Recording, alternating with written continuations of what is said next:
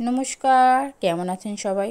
আশা করছি আপনারা ভীষণ ভালো আছেন। আমরা মোটামুটি আছি, খুব একটা ভালো নেই।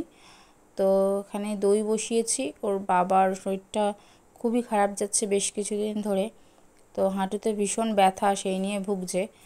আর এই কি প্রবলেম হয়েছে ঠিকঠাক বোঝা যাচ্ছে না। তো বিভিন্ন ধরনের টেস্ট করা হয়েছে। আর এই মেয়ে দই খেতে খুব ভালোবাসে, দই বসিয়েছি। বাবা মেয়ে দুজনেই খাবে। তো একটু ফল, দুধ, দই এগুলো খাওয়ানোর একটু চেষ্টা করছি। একেবারেই খেতে চাইতো না, এখন যদিও বা খাচ্ছে। দইটা ভীষণ সুন্দর বসেছে, দেখেছেন? বাড়িতেই বসিয়েছি, দই পেতেছি। তো যাই হোক, দুপুরবেলা স্কুল থেকে নিয়ে এসে মেয়েকে দইটা খেতে দেবো। তো এই নিয়েই কাজে বেরোচ্ছে। কারণ কি, খুব একটা বাড়িতে বসে থাকাটা খুব একটা পছন্দ করে না, তো ছুটিও খুব একটা নেয় না। আর এইদিকে আজ ছুটি, সেই জন্য মেয়েকে পাঠিয়েছি পুজো করতে। আর সত্যিই ও সুন্দরভাবে পুজো করেছে, জীবনে প্রথমবার পুরো এরকমভাবে প্রপারলি পুজো করলো। আর ফুল দেখেছেন, গাছের ফুলগুলোকে এত সুন্দরভাবে হাতে ধরে আছে, মানে এত ফুল হয়েছে ওর মুখের থেকেও বড় মনে হচ্ছে। তো নিজেই টিপ পরে নিয়েছে একটা, পুজোয় বসেছে, পুজো করছে। কি সুন্দর না ফুলগুলো লাগছে, হাতে ধরেছে। ডান্ডিগুলো এত সুন্দরভাবে প্রপারলি সাজিয়েছে, আমিও পারি না এত ফুল একসাথে তুলতে।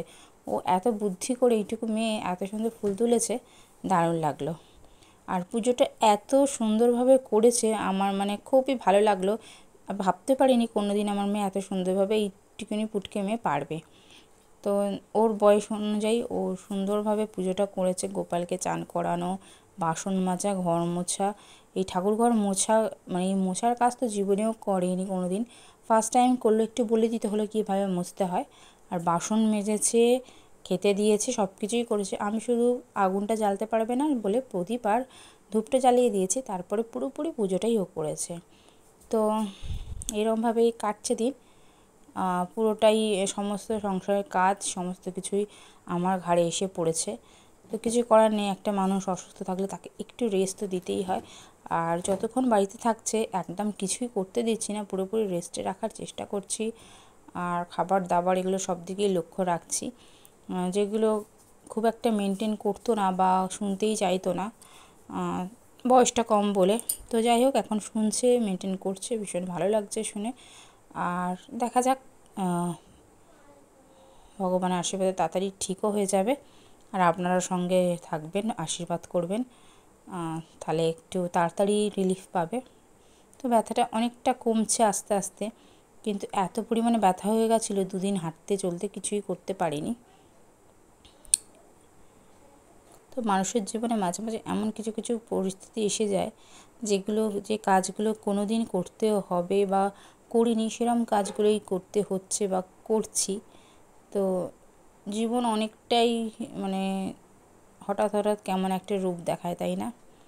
তো যাই হোক, আপনারা ভালো থাকবেন, সুস্থ থাকবেন, নিজেদের খেয়াল রাখবেন। আজকে ছোট্ট একটা ভিডিও, বেশ কিছুদিন ধরে ভিডিও করছি না, কারণ কি একদম মন মেজাজ একদম ভালো নেই, ভিডিও করতেও ইচ্ছা করছে না।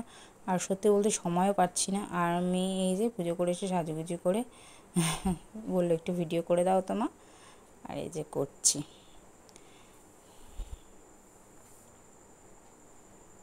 এটা নেক্সট ডে আবার ভিডিও করতে বললো, কারণ কি আজকে একটু ইয়ালো ফুল হয়েছে, আবার আজকে পুজো করতে এসেছে।